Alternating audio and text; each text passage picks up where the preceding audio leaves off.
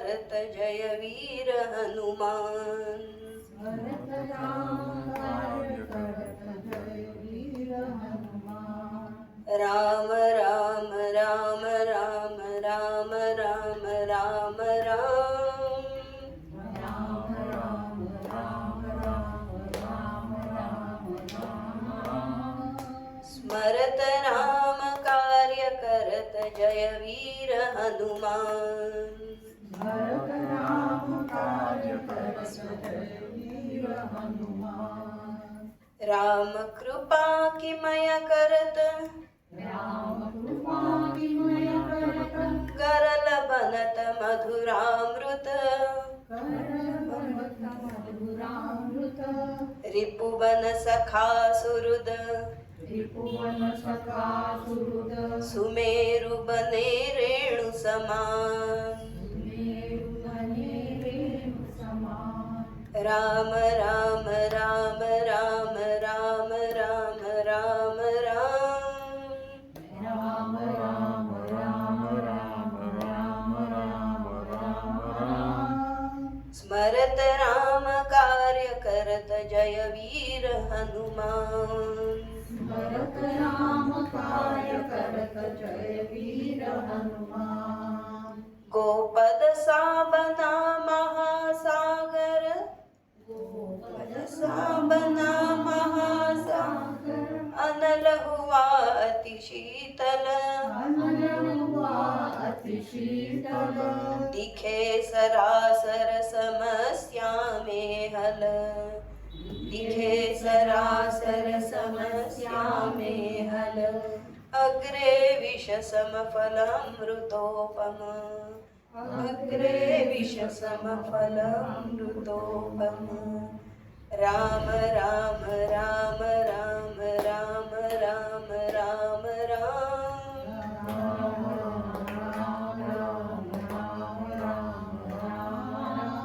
स्मरत राम कार्य करत जय वीर हनुमान।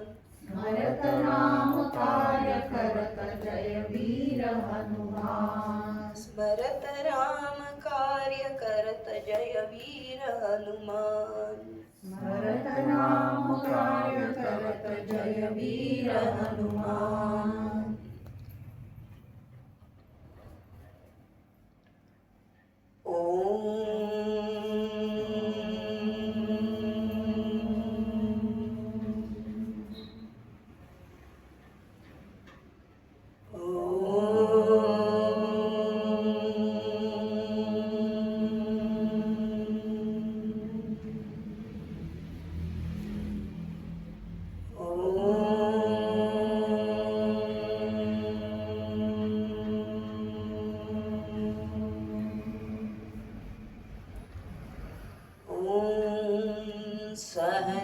सहनावतु सहनौ भुनक्तु सह वीर्यं करवावहै तेजस्विनावधीतमस्तु मा विद्विषावहै।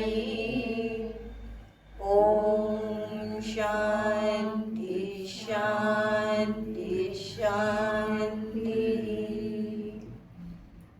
समस्त जनकल्याणे निरतं करुणामयं नमामि चिन्मयं देवं सद्गुरुं ब्रह्मविद्वरम्।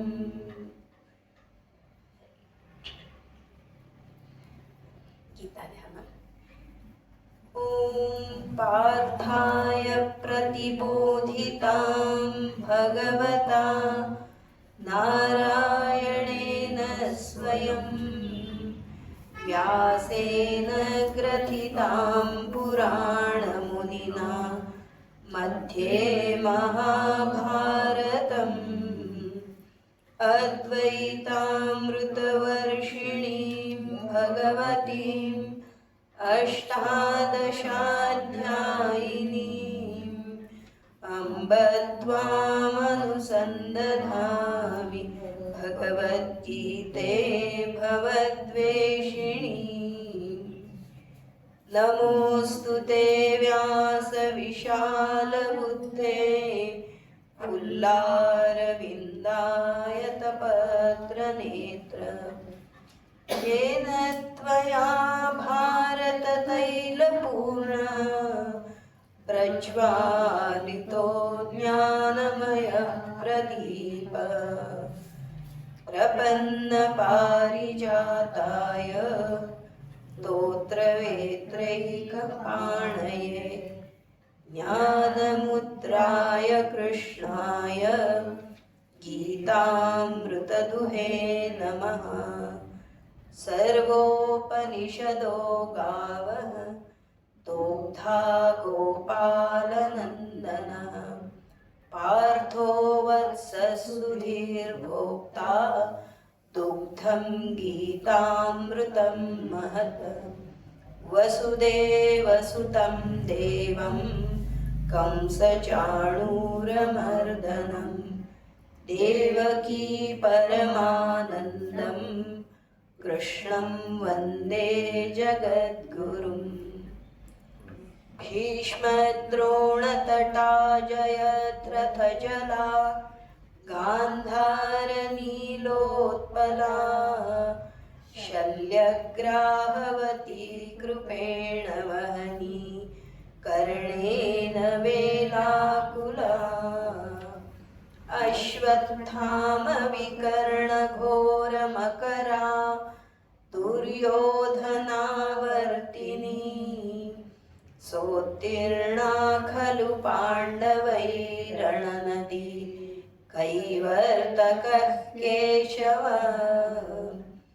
पाराशर्यवचः सरोजममलं गीतार्थगन्धोत्कटं नानाख्यानककेसरं हरिकथां सम्बोधनाबोधितम् लोके सज्जन षट्पदैरहरः पेपीयमानं मुदा भूयात् भारत पंकजं कलिमल प्रध्वंसि न श्रेयसे।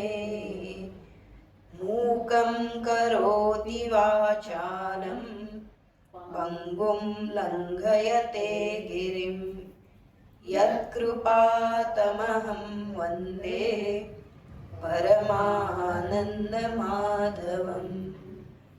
यं ब्रह्मा वरुणेन्द्ररुद्रमरुतः स्तुन्वन्ति दिव्यैस्तवैः वेदैः साङ्गपदक्रमोपनिषदैः गायन्ति यं सामगाः।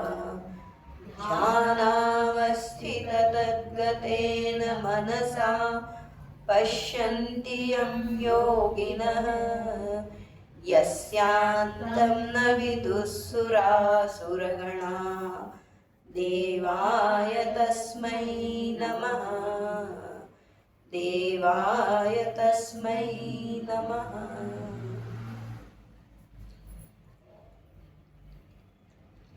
गीता पंचामृत पण म्हणूया। ओम श्री परमात्मने नमः। उद्धरेदात्मनात्मानं नात्मानमवसादयेत् आत्मैव ह्यात्मनो बन्धुः आत्मैव रिपुरात्मनः कर्मण्येवाधिकारस्ते मा फलेषु कदाचन मा कर्मफलहेतुर्भूः मा ते सङ्गोऽस्त्वकर्मणि यत्करोषि यदश्नासि यज्जुहोसि ददासि यत्तपस्यसि कौन्तेय तत्कुरुष्व मदर्पणम्। अनन्याश्चिन्तयन्तो मां ये जनाः पर्युपासते तेषां नित्याभियुक्तानां योगक्षेमं वहाम्यहम् सर्वधर्मान् परित्यज्य मामेकं शरणं व्रज अहं त्वा सर्वपापेभ्यः मोक्षयिष्यामि मा शुचः। हरि ओम।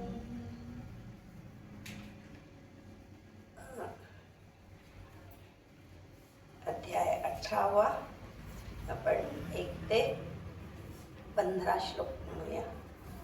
आज एकादशी पण आहे, गीता पण पाठ होतोय. ओम श्री परमात्मने नमः. अथ 18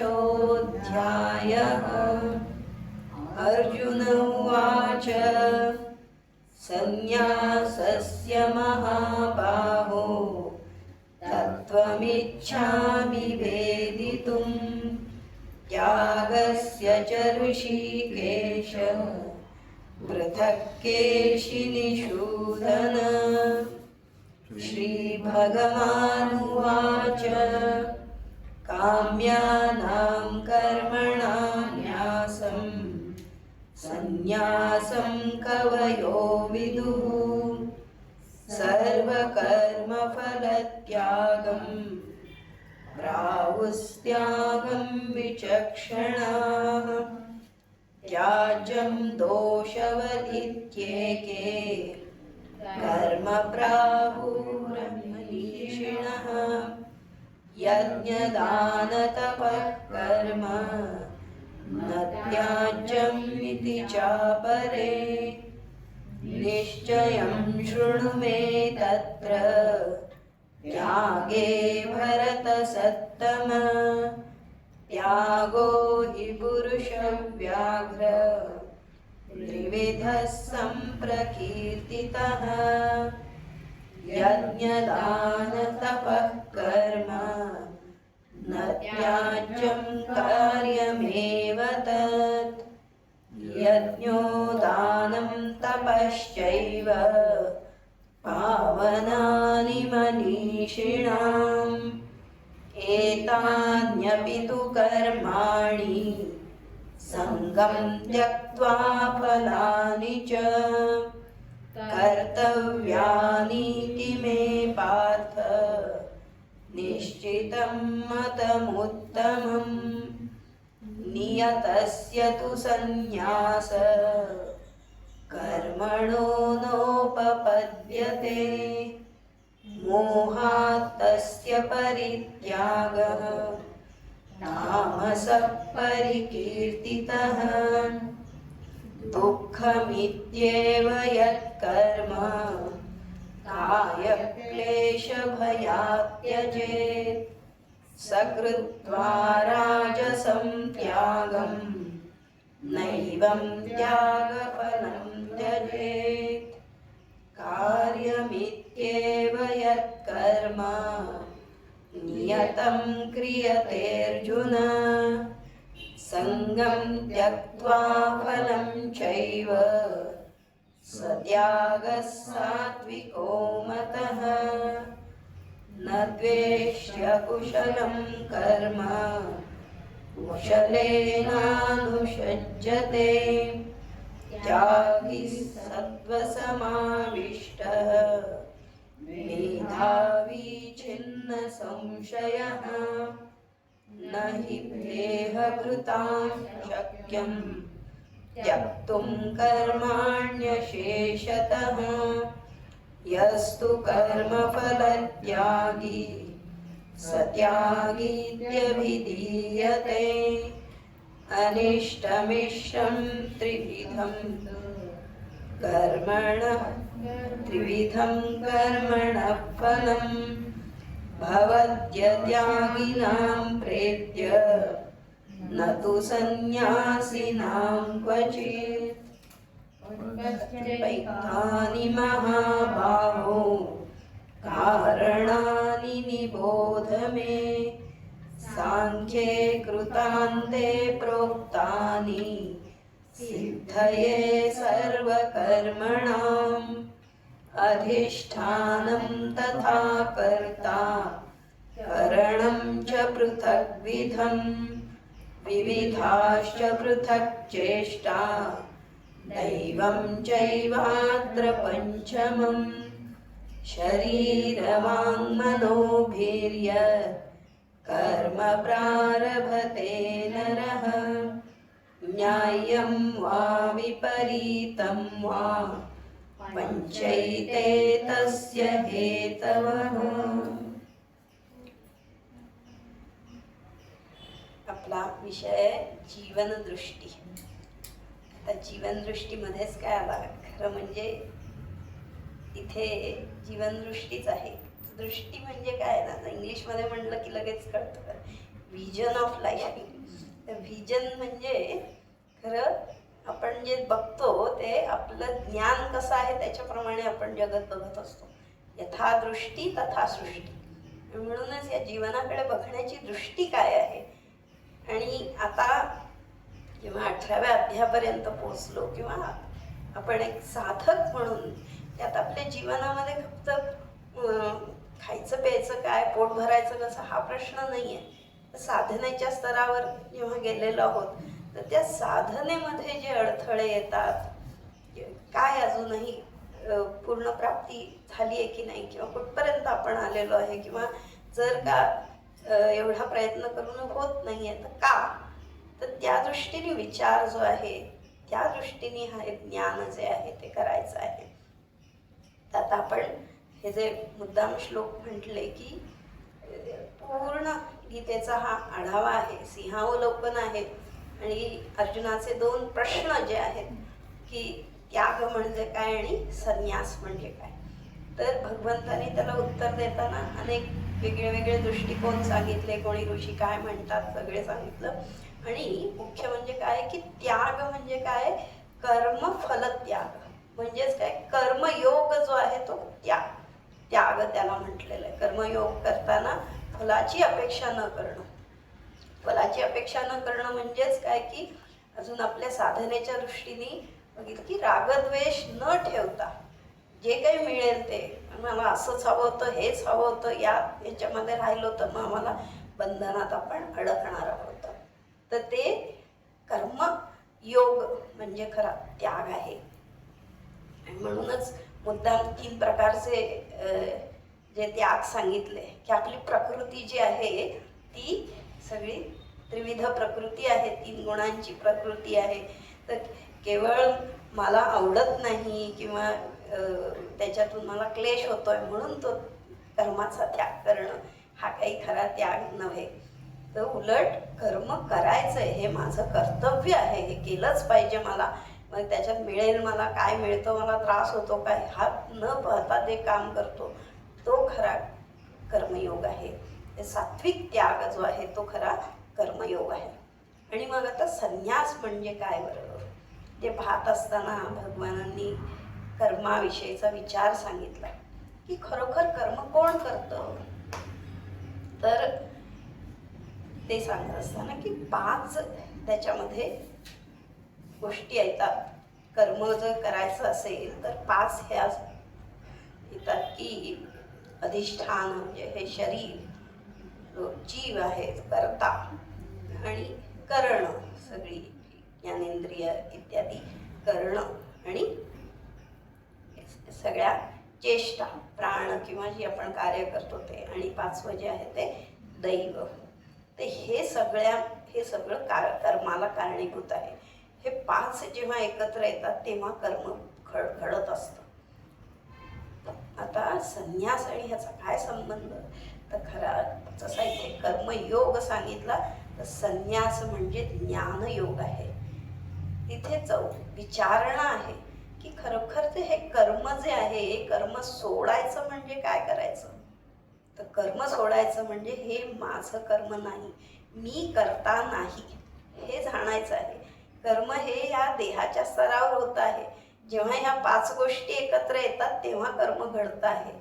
म्हणूनच की त्याचा इथे जे शरीर मन आणि बुद्धीच्या स्तरावर कर्म घडत आहे, तर त्याचा करता मी आम्ही जो म्हणतो, तर ते सगळं सरळ भगवंतांनी काय म्हटलेलं आहे, 16वा श्लोक आपण म्हणूया, एकत्रच म्हणू. तत्रैव सति कर्तारम् आत्मानं केवलं तु यः पश्यत्य कृतबुद्धित्वात् न स पश्यति दुर्मतिः. इतकं सूक्ष्म आहे, आपण सगळं खूप त्याचा विचार केला आहे. कर्म हे 5 काय आणि दैव वेगळ्या वेगळ्या प्रकारे पाहिलं. पण जर ही बुद्धी, म्हणजे जर आपली दृष्टी, आपलं ज्ञान तसं नसेल, तर मग काय होतं, सर म्हणले की आम्ही काय समजतो की हा आत्मा म्हणजे करता आहे. आत्मा एकटाच करता नाही आहे तिथे, का आत्मा करताच नाही आहे खरं म्हणजे. पण आम्ही म्हणतो की आत्मा करता आहे, मी करता आहे. तर त्याला काय म्हणले, असं जो पाहतो तो म्हणले दुर्मती आहे. दुर्मती, त्याला बाल नाही म्हटलेलं, अज्ञानी नाही म्हटलेलं, अमती असं नाही म्हटलेलं, दुर्मती म्हटले. दुर्मती एक असते, सुमती आणि दुर्मती. दुर्मती म्हणजे दुष्ट बुद्धी आहे ही म्हटले. आपण करता आहोत हे मानणं म्हणजे दुष्टता आहे खरं. इथे सगळा भ्रम आहे. म्हणूनच की हा संन्यास धर्म म्हणजे काय, की करता कोण हे ओळखून, जेव्हा मी काही करत नाही असं जेव्हा म्हटलं, तर मी काही करत नाही म्हणजे काही करणं नाही आहे, तर ते जाणणं आहे की मी काय आहे, मी आत्मतत्व आहे. ही काया वाचा मन हे सगळं माझी उपकरणं आहेत, ह्या माझ्या उपाधी आहेत, आणि त्या उपाधीच्या स्तरावर कर्म घडत आहे, किंवा ह्या सगळे एकत्र येतात तेव्हा ते कर्म घडत असतं. इंद्रियांच्या द्वारे कर्म घडत असतं. गुणागुणेषु वर्तन्ते म्हटलंय. ज्याचा जसा गुण आहे त्याप्रमाणे तो त्याचं कार्य करत असतो. डोळे पाहण्याचं काम करतात, कान ऐकण्याचं काम करतात, मन सगळ्या भावना आहेत, बुद्धीचे विचार आहेत, त्या स्तरावर सगळं हे काम करत असतं.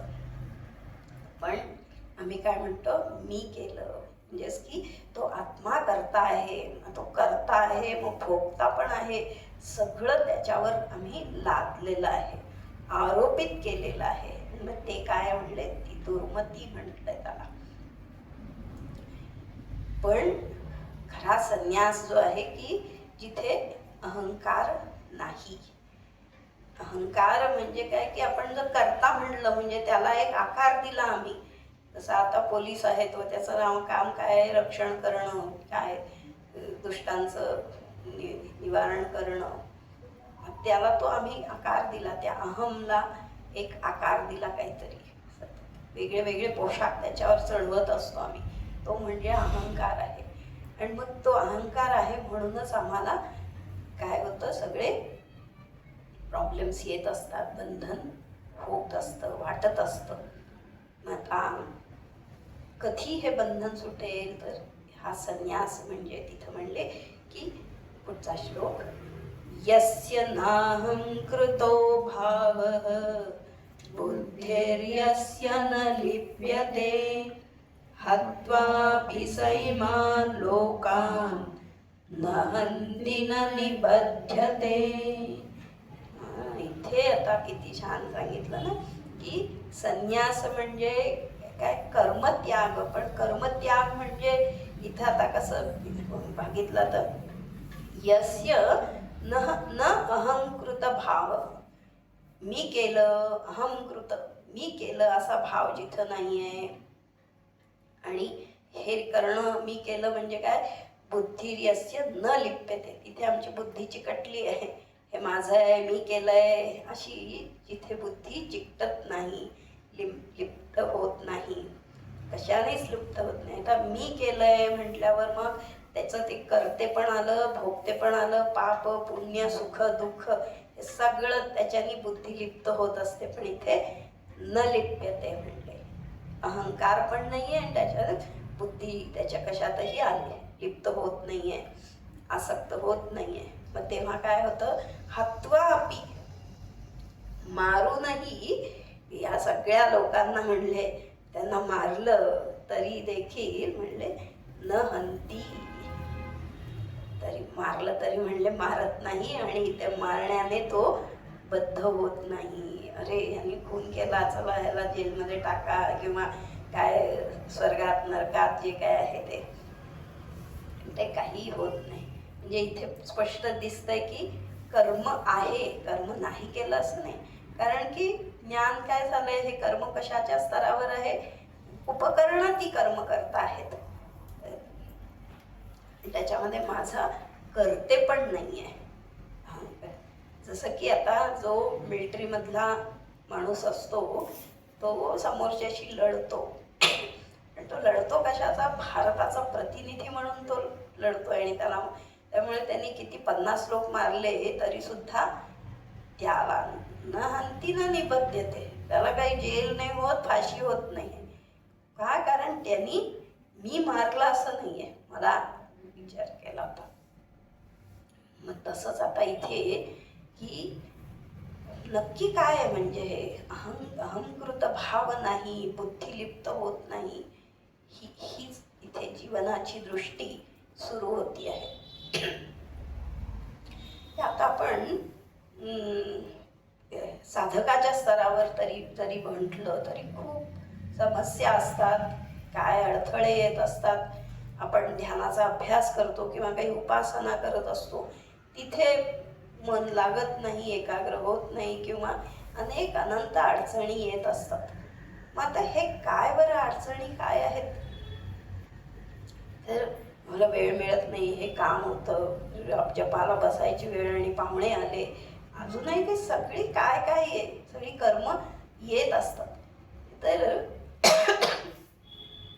ही कर्म आम्हाला आडवी येत असतात. या कर्माचं ओझं जे आहे इतकं, तेच म्हणून तर आम्ही म्हणतो ना कर्म, डोक्याला हात लावून कर्म जे म्हणतो.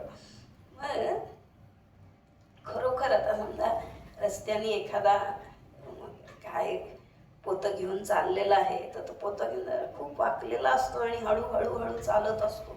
आपण काही त्याला विचारत नाही, अरे वाकलायस कशा करता, कारण आपल्याला पूर्णपणे माहिती आहे कशामुळे तो वाकलेला आहे, इतकं ओझड त्याचं आहे. आपलं मन पण कळकळतं.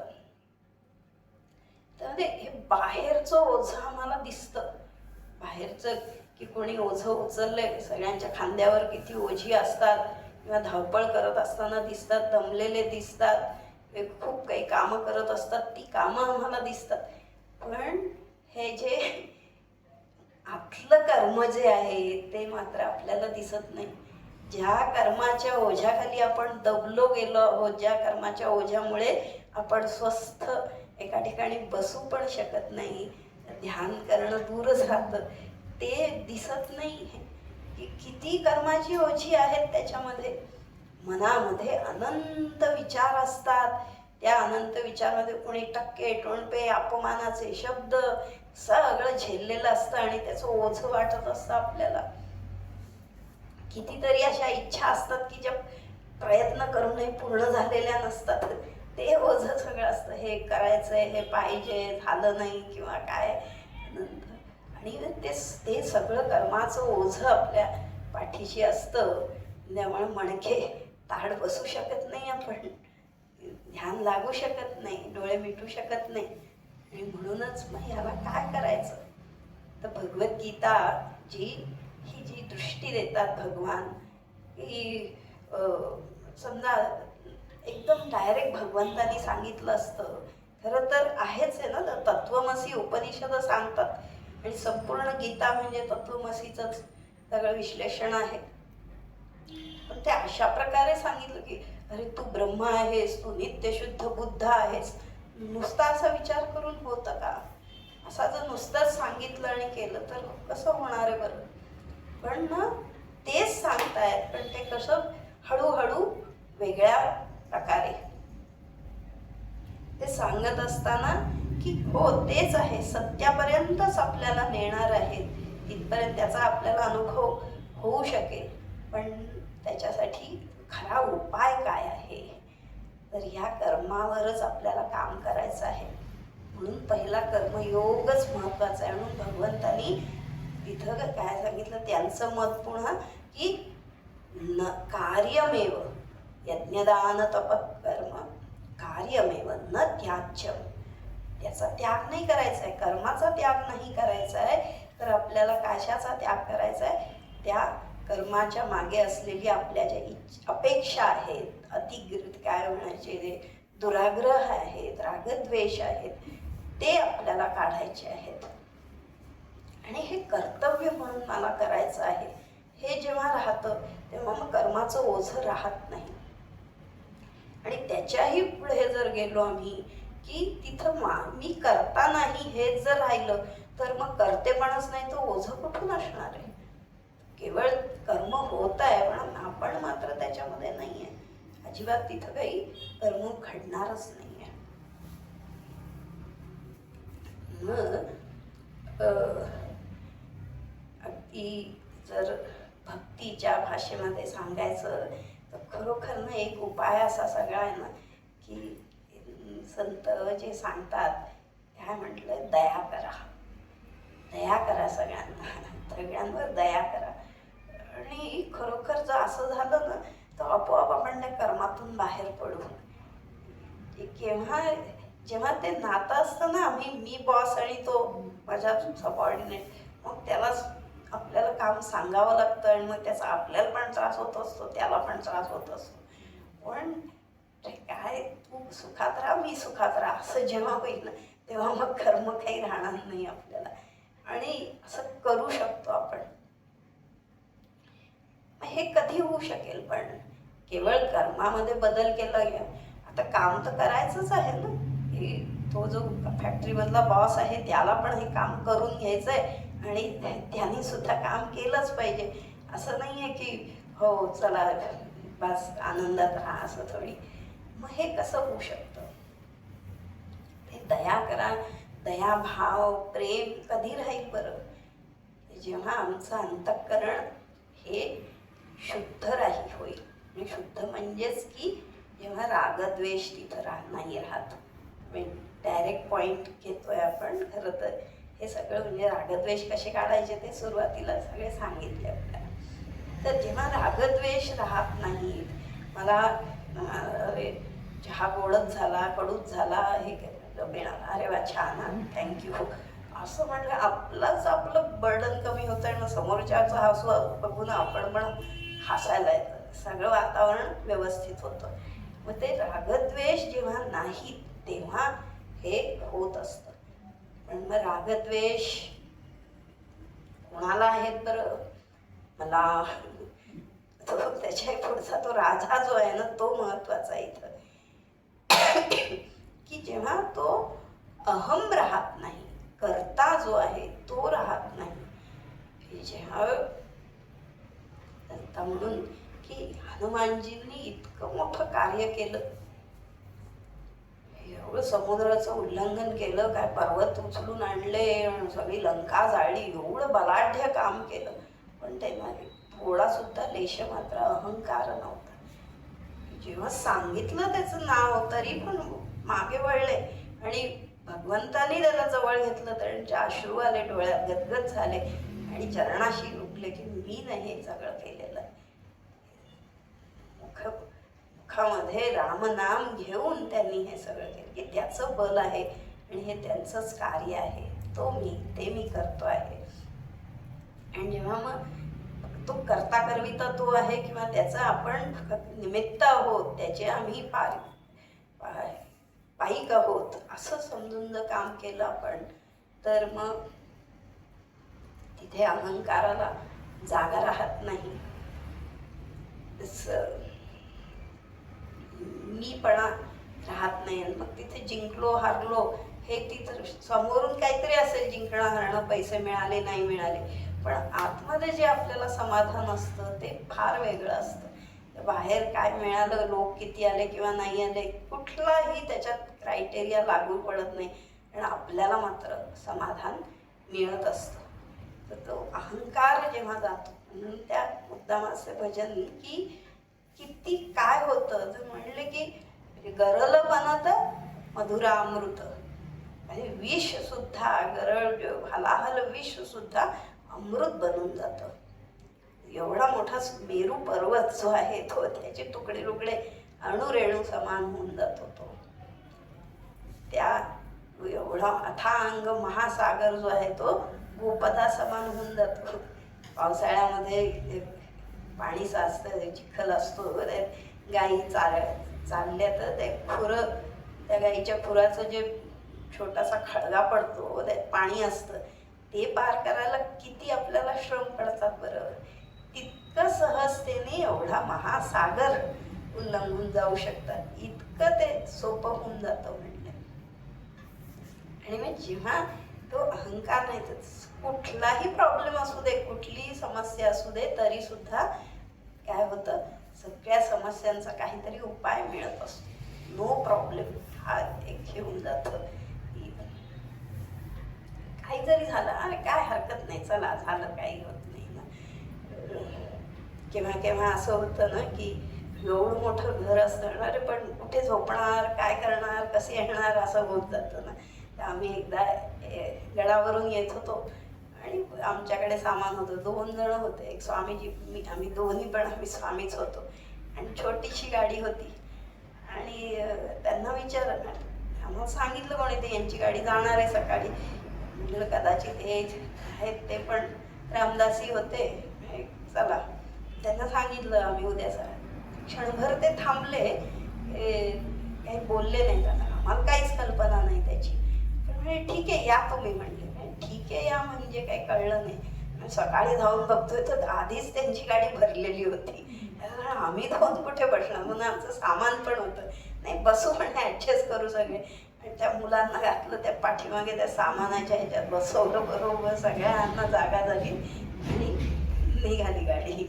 तर नो प्रॉब्लेम होऊन जातं, बरोबर होऊन जातं, काही होत नाही.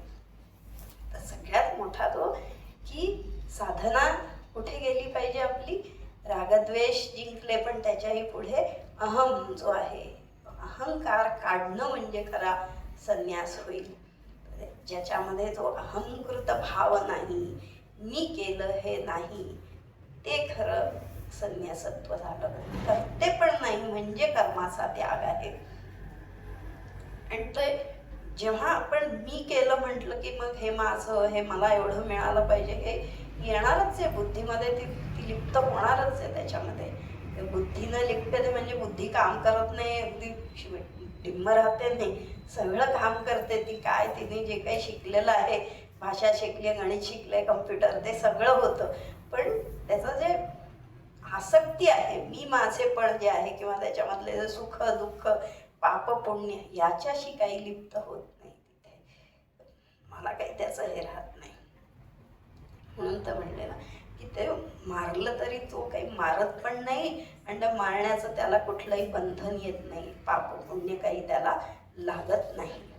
हा जो हे आहे. मग आता हे ह्याच्यामध्ये अहंकार जाणं किंवा अलिप्तता जी आहे, अनासक्ती जी आहे, ती येण्यासाठी ज्ञानमार्ग आहे, आपली शास्त्र आहेत, दर्शन शास्त्र जे आहेत त्या ह्या दर्शनशास्त्रामध्ये तर जीवनाची दृष्टी म्हणजे हीच आहे. दर्शनं, सगळी जी दर्शनं, वेगवेगळे जे प्रमाण सांगितलेली आहेत, आणि जी षड्दर्शनं सांगितली आहेत, अजून आस्तिक नास्तिक कितीतरी दर्शनं आहेत, अनेक इंग्लिशमध्ये सांगितले तर भली मोठी लिस्ट सगळी येते. पण मग त्याच्यामध्ये ते दर्शन काय आहे बरं, जशी माझी दृष्टी तसं मला ते सत्य जाणत असतं, त्या जीवनाचा आम्ही अर्थ लावत असतो, त्या अनुभवाला काय आम्ही लेबल लावत असतो. मग कोणी जे म्हटलं की नाही ना, जसं चार्वाक दर्शन जे आहे, त्याला चार्वाक दर्शन हे फक्त प्रत्यक्ष प्रमाण मानतात, ते दुसरं काही नाही मानत, प्रत्यक्ष बस जे दिसलं ते खाओ पिओ मजा करो, हीच त्यांची बस वृत्ती आहे. अगदी म्हणलं आपण खायला आम्हाला पैसे नसतील तर काय हरकत आहे म्हणे, कर्ज काढा, काय हरकत, पण भेटणार कोणी बघितलं म्हणे मरून गेल्यावर फेडायला पता लागतो म्हणले. आत्ता आहे ना भोगा आणि बस मजा करा एवढंच. ऋणम कृत्वा घृतम पिबेत, एवढं असं आहे. एवढं ते दर्शन सांगितलेलं आहे ते. अगदी म्हणजे आजचं विज्ञान पण हे दर्शन मान्य नाही करत ना. विज्ञान अनुमान प्रमाण मानतं हे, अरे असं केल्यावर असं होईल किंवा काहीतरी मानतं. इथे काही नाही, बस जे समोर आहे ते बस भोगायचं आहे, एवढं, दुसरं काही नाही मानायचं. पण खरोखर तिथं आहे का पूर्णता त्या दृष्टीमध्ये? म्हणूनच भगवान ह्या सगळ्या जे आमचं जे ज्ञान आहे ना त्याच्यावर आणखीन जरा प्रकाश टाकणार आहे की हे जे ज्ञान होतं त्याच्यामध्ये परत आणखीन त्याला भाग केलेले आहेत. श्लोक वाचूया आणि आपण ज्ञानम ज्ञेयम परिज्ञाता त्रिविधा कर्म चोदना करणं कर्म कर्तेति त्रिविधः कर्म संग्रह. ज्ञानम ज्ञेयम परिज्ञाता. ज्ञान, ज्ञेय आणि ज्ञाता हे काय तीन म्हटले? कर्मचोदना. तीन ह्या कर्माच्या प्रेरणा आहेत, कर्माचे प्रेरक आहेत.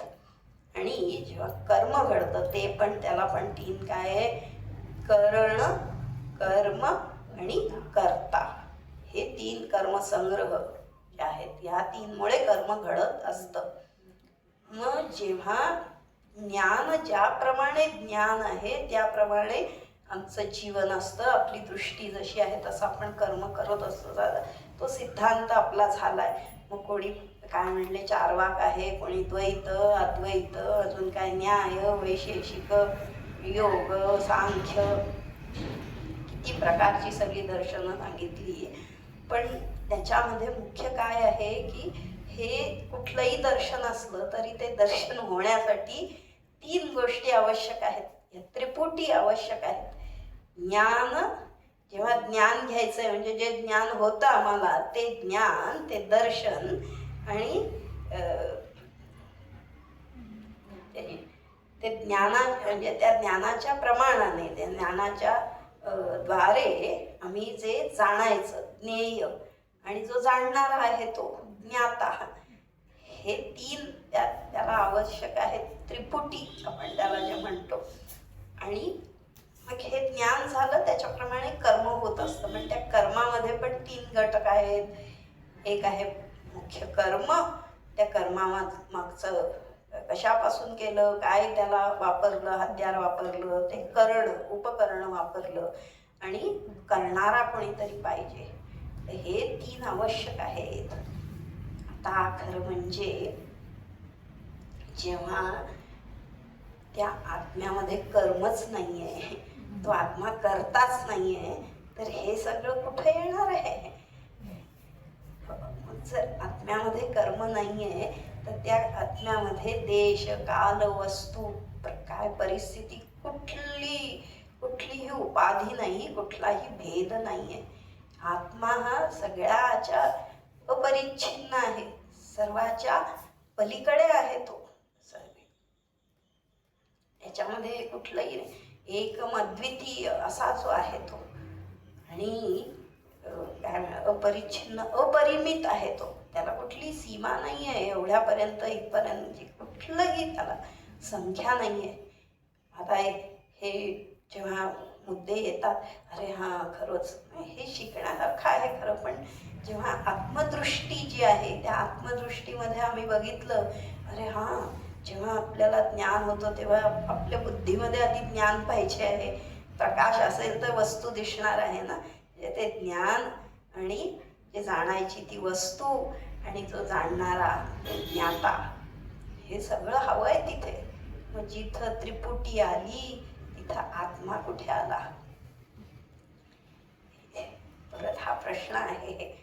म्हणूनच जीवनदृष्टी जी आहे की ते जर आम्ही काय, तर समजा माझ्याकडे 100 रुपये आहेत, 1-1 रुपयाच्या म्हणा, 10-10 रुपयाच्या नोटा आहेत, आणि मोजायला दिल्या मी, मोजले 1, 2, 3, 4 काय 100 पर्यंत मोजले.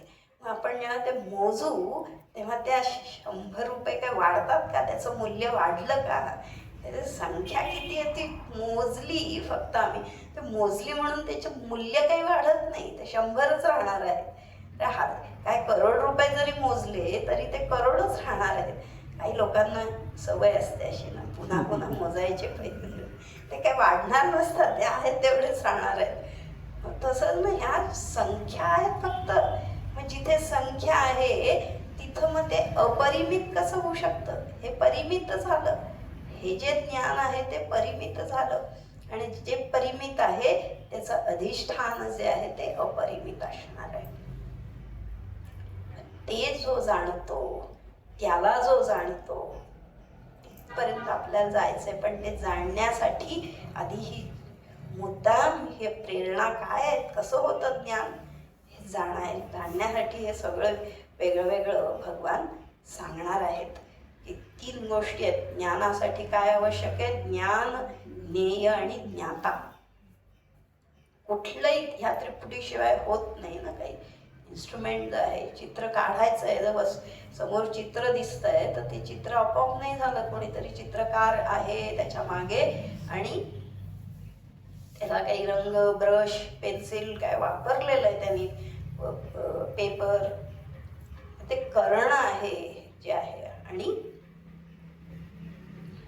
तो करणारा कोणीतरी ते आहे, हे जाणलंय. पण मग आता ह्या संख्या मोजत मोजत आपल्याला जे अपरिमित आहे तिथपर्यंत जायचं आहे. हे जाणतोय आपण, जे मोजता येतं, जे पाहता येतं, आपण जे जाणू शकतोय ते कधीही अपरिमित असू शकत नाही, ते परिमितच आहे, लिमिटेड आहे ते जेव्हा आम्ही जाणू ते जाणण्यासाठी मुद्दाम भगवान हा वेगळा असा जो विवेक दाखवतायत. मग आता हे जे ज्ञान, ज्ञेय, ज्ञाता, करण, परम, कर्म आहे त्याला पण म्हणले अजून भेद आहेत, त्याच्यात आणखीन भेद केलेले आहेत. आपलं विज्ञान पण हेच करतो ना, किती फोडून फोडून फोडून पंचमहाभूत, आणखीन मग त्याचे 5 गुण, हे किती वेगळं वेगळं वेगळं वेगळं सगळे सांगितलेले. ही सृष्टी निर्मिती 24 तत्व, 72 तत्व, आणखीन काय कितीतरी त्याच्या संख्या सांगितल्यात. पण त्या सगळ्या संख्या ज्या आहेत, जे असंख्य आहे, जे सर्व व्याप्त आहे, ते त्याचं अधिष्ठान आहे.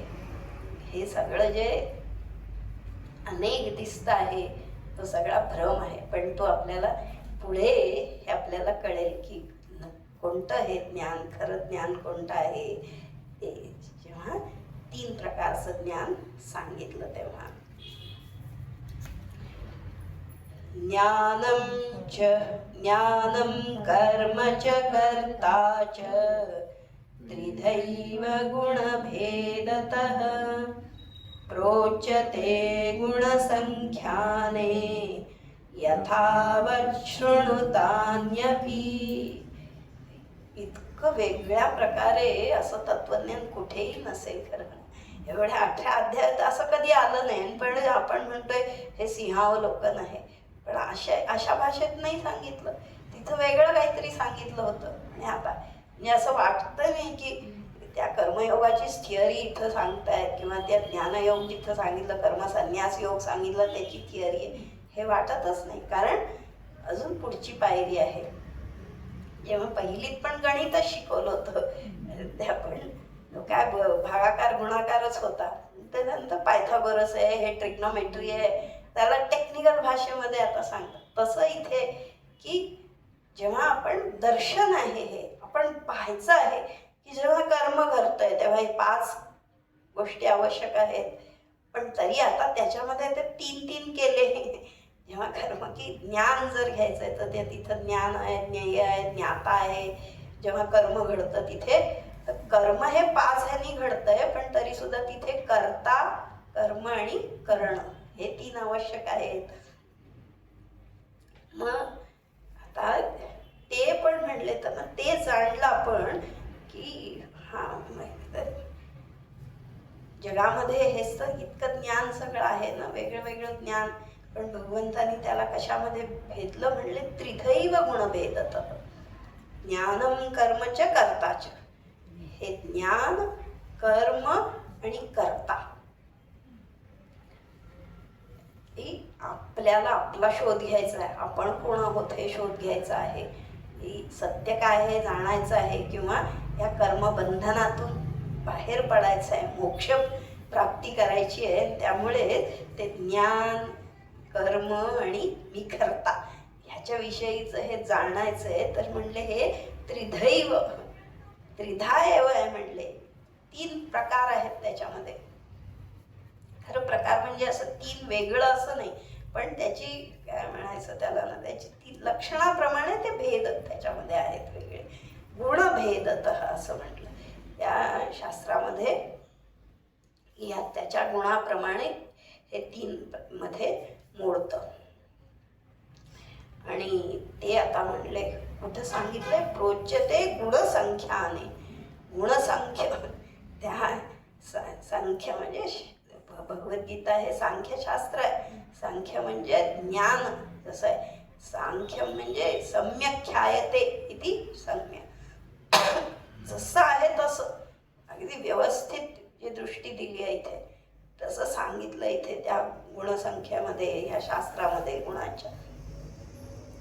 14व्या अध्यायामध्ये पण हा येऊन गेला भाग, पण तरी तिथं पण हा मुद्दा आलेला नाहीये तसा. 3 प्रकारे हे सांगितलं. आणि ते काय म्हणले, यथावत शृणु. यथावत म्हणजे जसं पाहिजे तसं व्यवस्थित लक्ष देऊन एकाग्र चित्तानी. आणि आता कुठला तरी भ्रम ठेवून नाही ऐकायचं, कुठल्या तरी भावनेनी ऐकायचं नाही. आता चित्त शुद्ध झालं आहे, मन एकाग्र होत आहे आणि त्याच्याप्रमाणे बरोबर ठेवायचं, तटस्थ राहून ऐकायचं आहे. नाहीतर आम्ही एक भूमिका ठेवून ऐकलं, हा हे चुकीचं सांगणार आहे, तर ते चुकीच्या अर्थानेच आम्ही घेतलं तर चालणार नाही. यथावत शृणु म्हणले ते पण तू त्याविषयी यथावत शृणु. तर हे ज्ञान सगळं जे,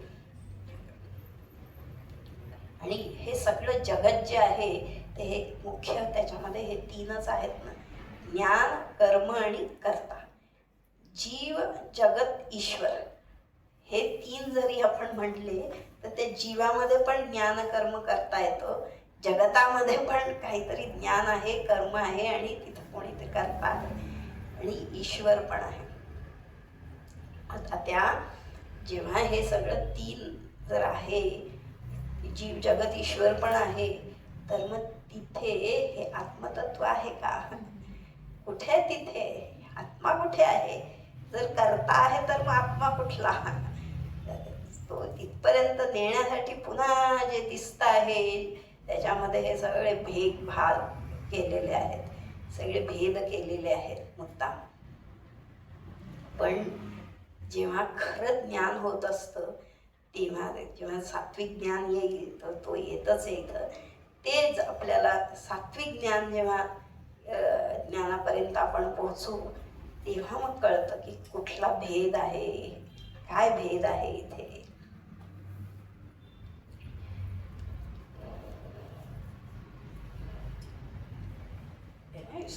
सगळं मोठं एक टेबल तयार होऊ शकतं. म्हणून आपण हे कशासाठी वापरायचं आहे, आपली जीवनदृष्टी बघण्यासाठी. जीवनदृष्टी ते 3 प्रकारचे त्याग सांगितले.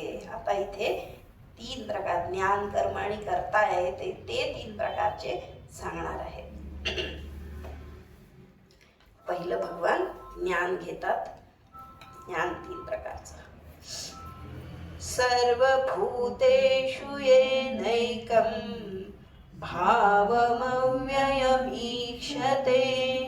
अविभक्तं विभक्तेषु तज्ज्ञानं विद्धि सात्विकम्. सर्वभूतेषु येन एकं भावम् अव्ययम् ईक्षते. अरे हे विचित्र लगेच समजलं तर आपल्याला वाटेल ना.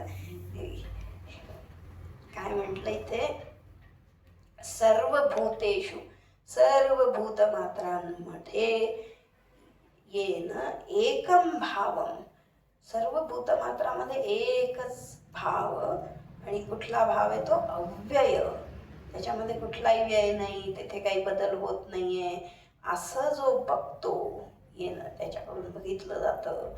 आणि अविभक्तम विभक्तेषु, विभक्त आहे, सगळं वेगळं वेगळं दिसतं आहे, पण त्याच्यामध्ये जे सारखेपण आहे, जे विभक्त नाही, एकसंध त्याच्यामध्ये जोडलेलं जे आहे, असं जो पाहतो ते जे ज्ञान आहे, ते असं जे ज्याच्यातून दिसतं असं म्हटलं पाहिजे, जे पाहिलं जातं ते जे ज्ञान आहे ते म्हणले तज्ज्ञानम विद्धि सात्विकम. सात्विक ज्ञान. हे 3 गुण जे आहेत प्रकृतीचे, सत्व, रज आणि तम, तीन गुणांची ही प्रकृती, आणि सगळं जे हे जगत आहे तिथे सगळीकडे हे 3 गुण व्याप्त आहेत. पण जेव्हा ज्ञान होतं तिथे आम्हाला एक सत्व काय, रज काय, तम काय हे समजतं. पण ह्या सत्व, रज, तम तिन्ही पण प्रत्येक ठिकाणी असतं. पण जेव्हा सत्व प्रधानता होते तेव्हा मग तिथे आपण सात्विक म्हणतो. रजोगुण तमोगुण तिथे थोडाफार असतो, पण पूर्ण सात्विक हे असं काही. प्रकृती जोपर्यंत ते तिन्ही असणारच आहे, कमी जास्त प्रमाणात जे आहे.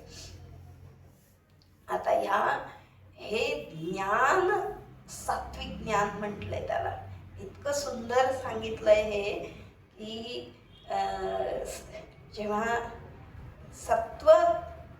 सत्वगुण तोच आहे ना की जो अगदी जवळचा आहे, त्या आत्मतत्वाच्या जवळचा आहे, जे सत्य आहे ते सत्य जिथे जाणलं जातं तो सत्वगुण आहे. आणि हे मायेचे गुण आहेत ना, त्या मायेचा हा जसा सावत्र पुत्र आहे तो, त्याचा अतिशय दोडका आहे, लाडका अजिबात नाही आहे तो.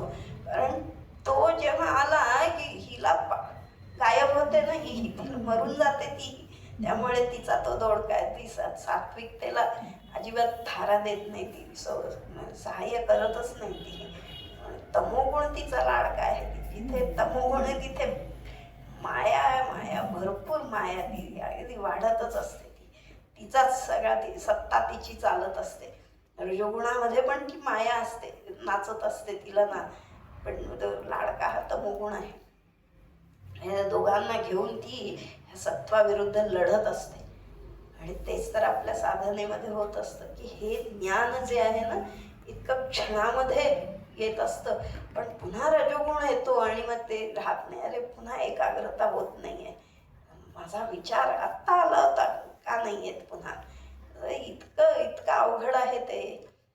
जिथे कर्म आहे तिथे रजोगुण आहे, आणि जडतामध्ये तर काही नाही, तिथं ना अज्ञान आहे तिथं पूर्ण.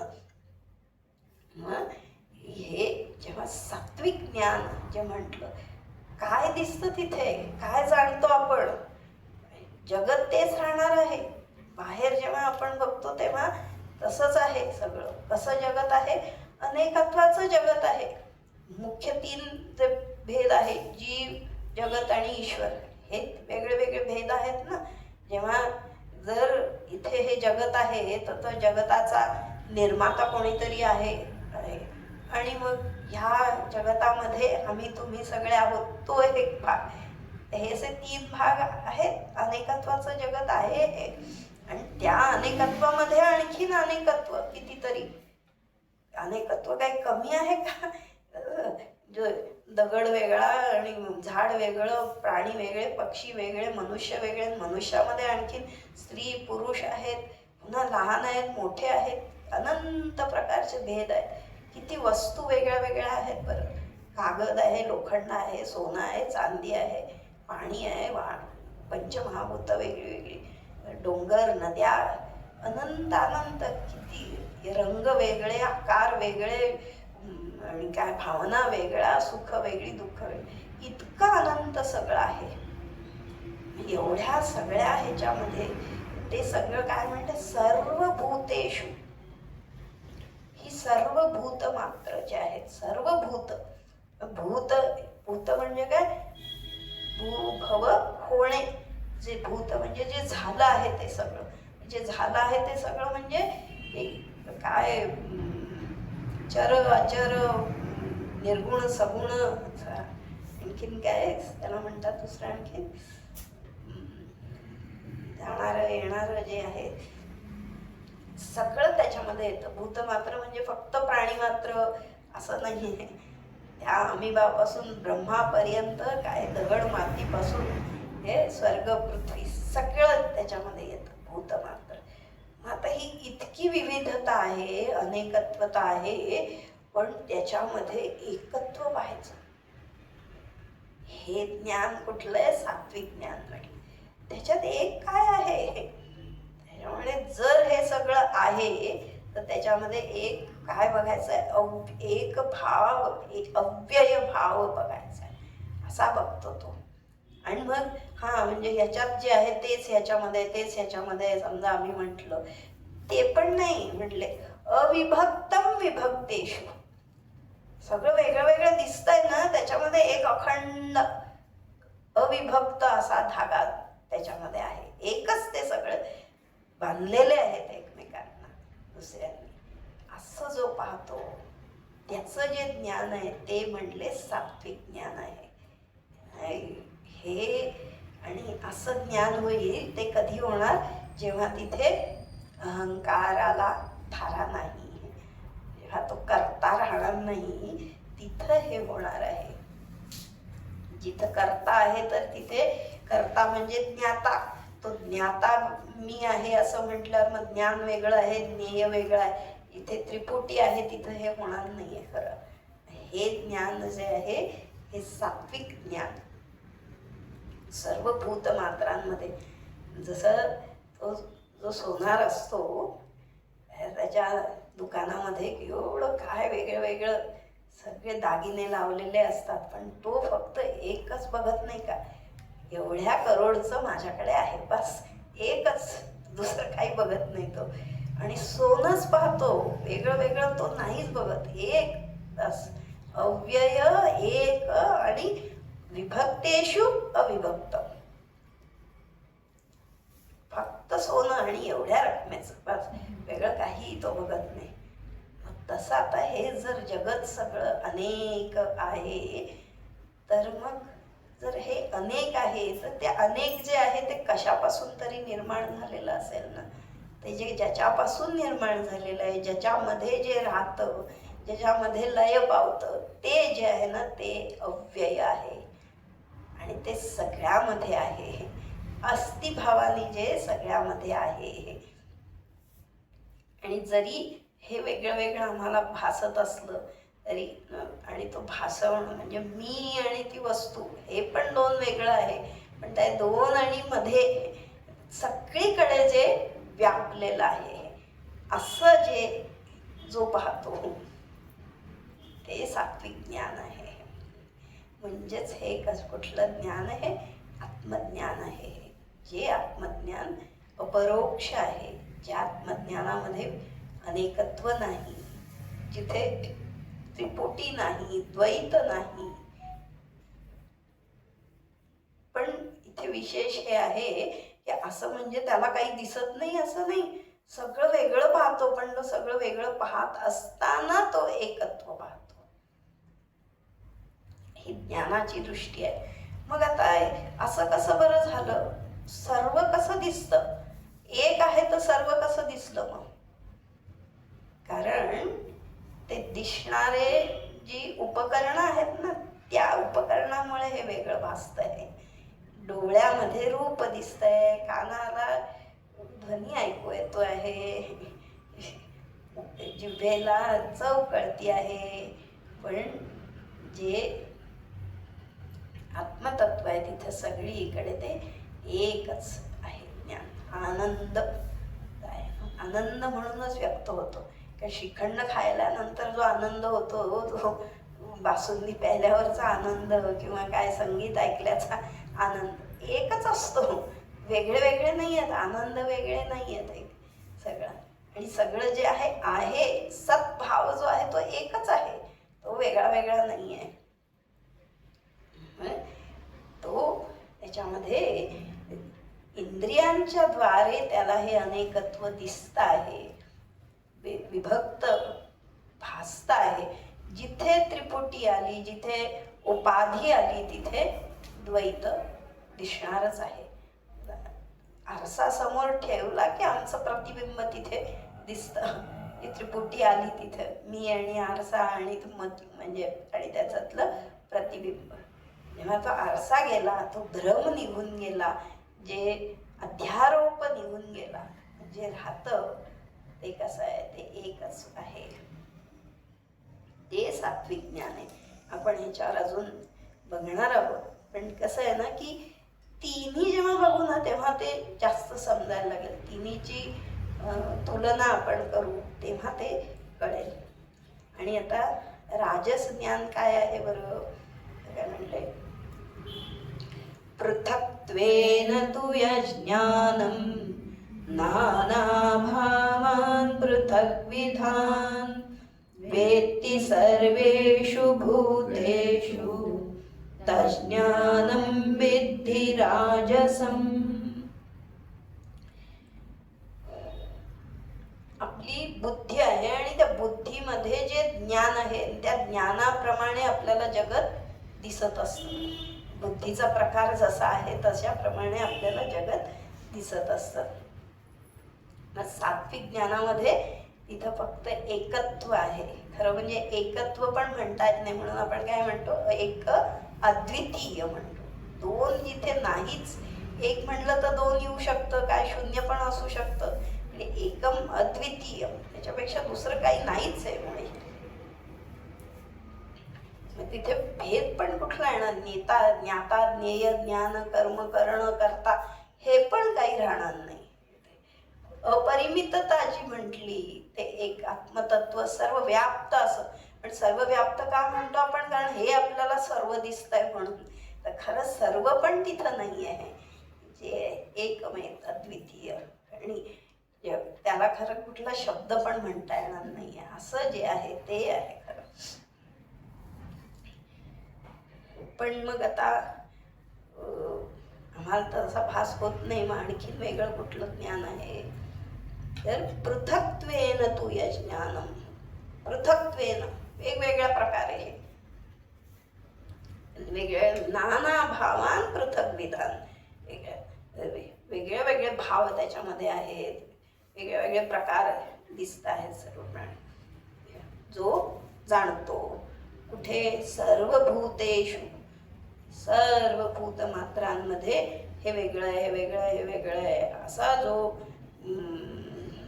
ज्ञान त्याला होतं ते कुठलं, तर ज्ञानं विद्धि राजसं म्हटलंय.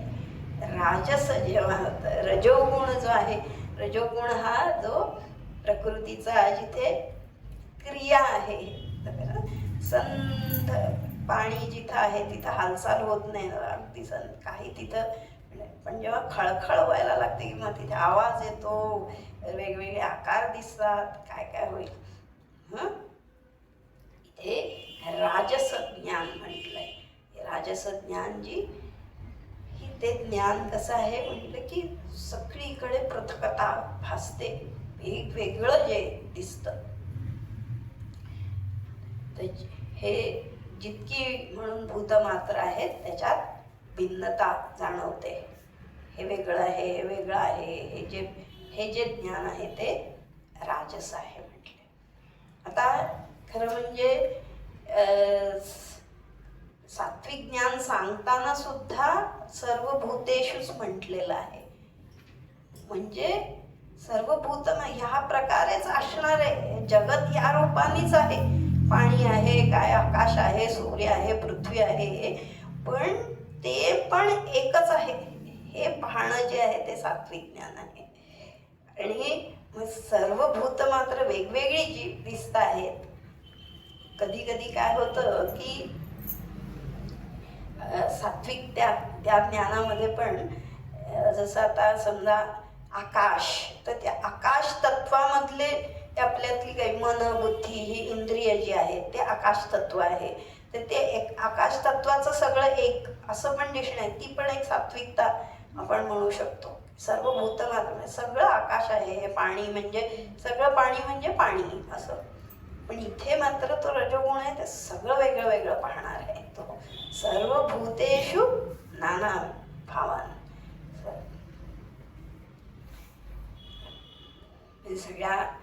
हे सगळं जगत अनेकत्वाचं आहे, अनेक रंग आहेत, आकार आहेत, त्याला काळ आहे आणि काय सीमा आहे, वेगळ्या देश, व्यक्ती, वस्तू, हे सगळं वेगळी वेगळी भिन्नता त्याच्यामध्ये आहे.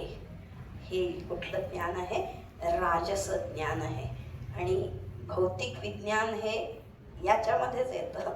भौतिक विज्ञानाने किती प्रकार शोधून काढले ना, त्याचं आणखीन त्याच्यात काय अणूचं अजून हे केलं, आणखीन त्याच्यात इलेक्ट्रॉन आहेत, प्रोटॉन आहेत आणि अमुक आहेत, आणखीन वेगळं वेगळं वेगळं वेगळं जे शाखा काढून केलेलं आहे.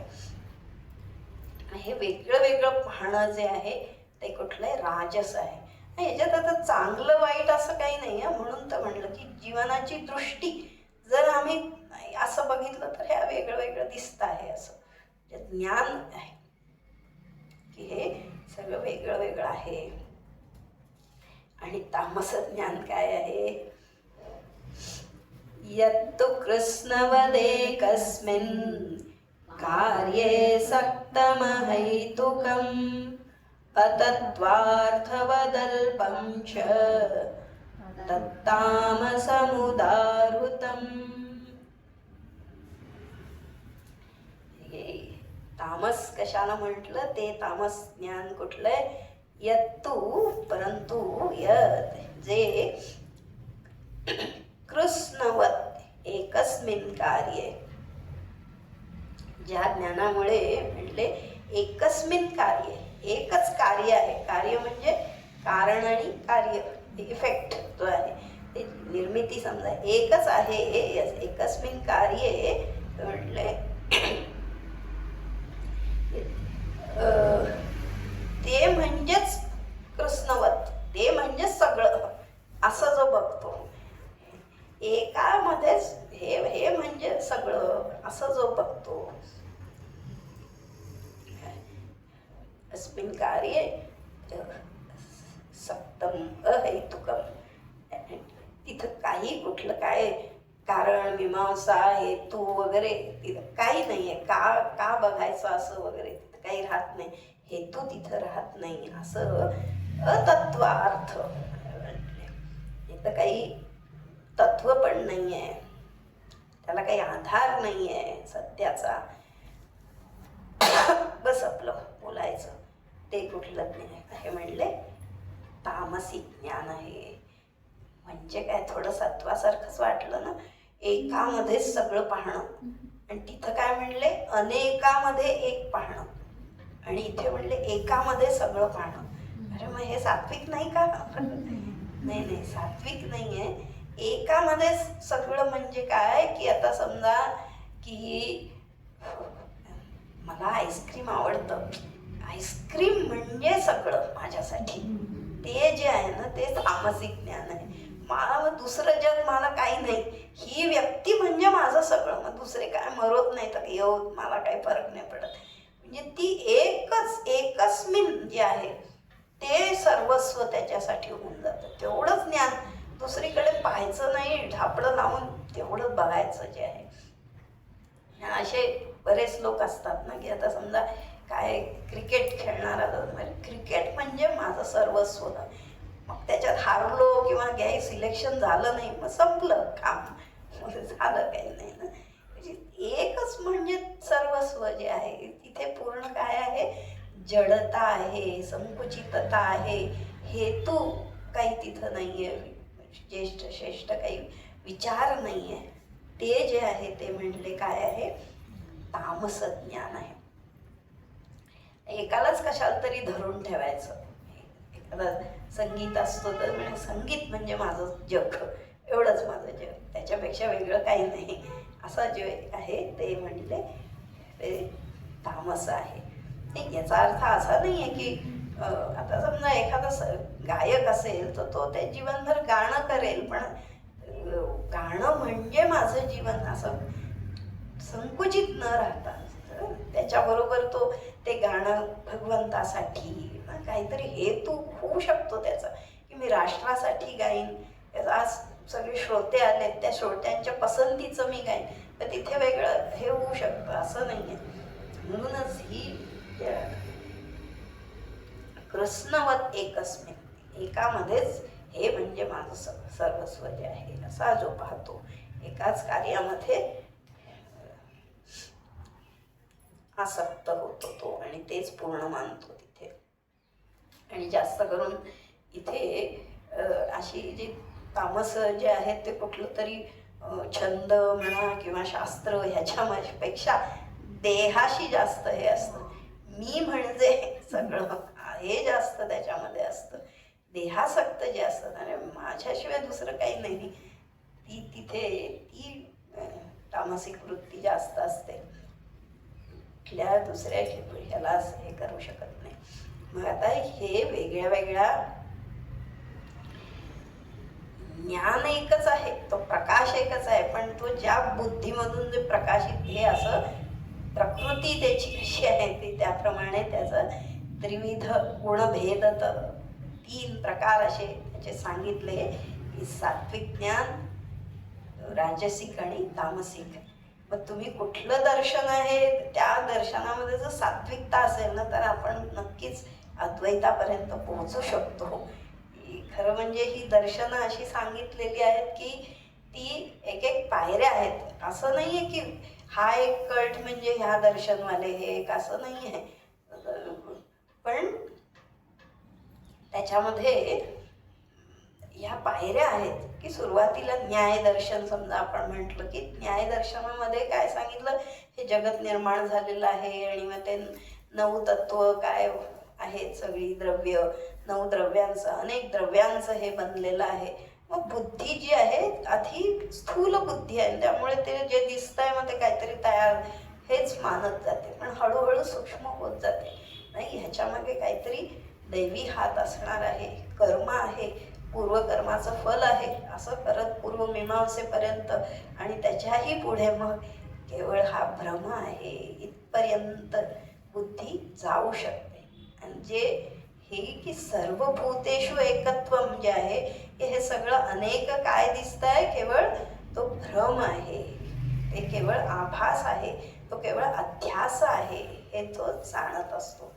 जरी आकाशामध्ये काय श्रावण मासामध्ये ढग सगळे जमलेले दिसतात, पण ते मग लहान बाळ असतं त्याला काय दिसतं बरं, अरे ससा आहे, बेडूक आहे, काय डोंगर आहे, महाल आहे.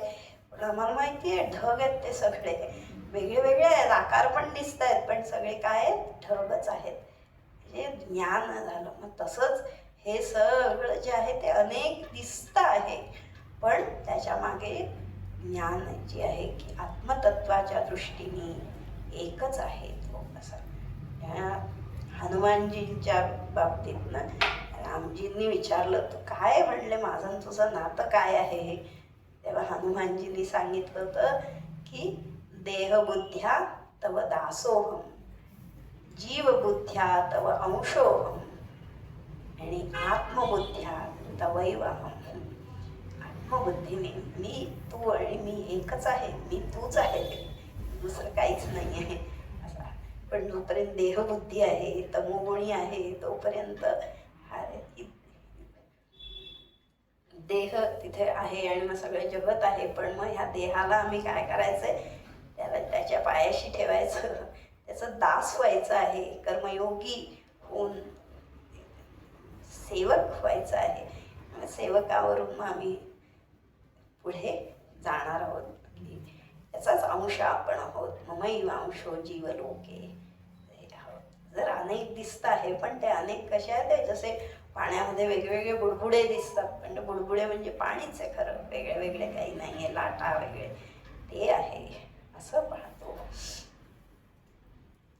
आत्मबुद्ध्या इथं सगळे एकच आहे, तू मी असा पण भेद नाही. ओम सर्वे भवन्तु सुखिनः, सर्वे सन्तु निरामयाः, सर्वे भद्राणि पश्यन्तु, मा कश्चित् दुःखभाग् भवेत्. ओम शांति शांति शांति. हरिः ओम श्री गुरुभ्यो नमः हरिः ओम.